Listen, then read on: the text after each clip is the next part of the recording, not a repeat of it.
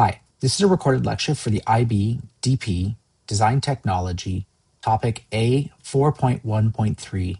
This is Additive Manufacturing Techniques, and we're looking at rapid prototyping versus refined product production.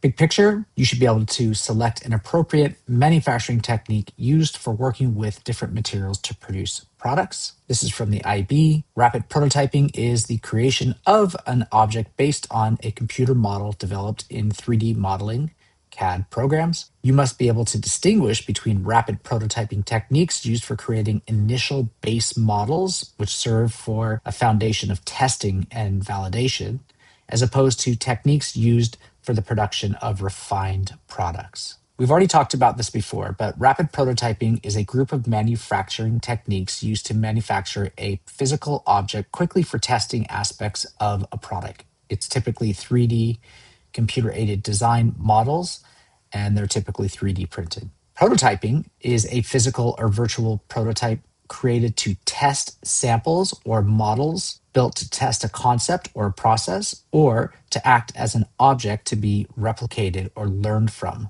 Prototypes can be developed with a range of fidelities. And you can see that we can quickly test ideas, we can check size and shape and ergonomics and fit, we can identify design faults nice and early. Some key characteristics are prototyping is fast, usually. It often uses lower quality or cheaper materials. It focuses on appearance and basic function rather than durability.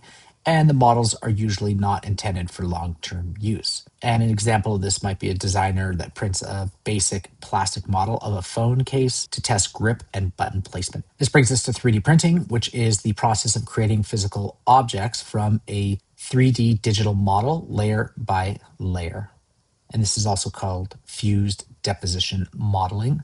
And you can see this is a 3D printer creating a prototype. Computer-aided design is the use of a computer software to aid the design process. This is an example of a CAD model of a button. Often when we are prototyping, and especially with rapid prototyping, we are looking at form. So in the context of product design, form relates to the shape of a product and the aesthetic qualities that that shape gives. That's mostly what we're concerned with rapid prototyping, because often we can't get the full functionality that we would like from rapid prototypes.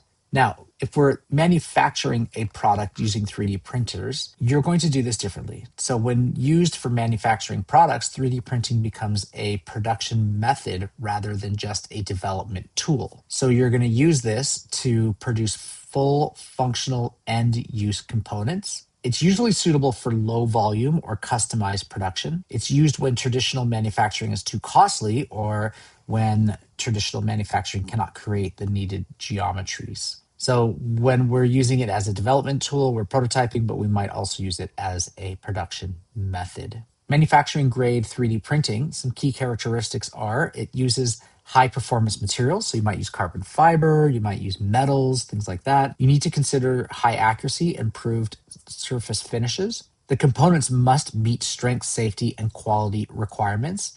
And again, they often involve a lot of post-processing. And you might use fused deposition modeling or stereolithography or selective laser sintering or direct metal laser sintering.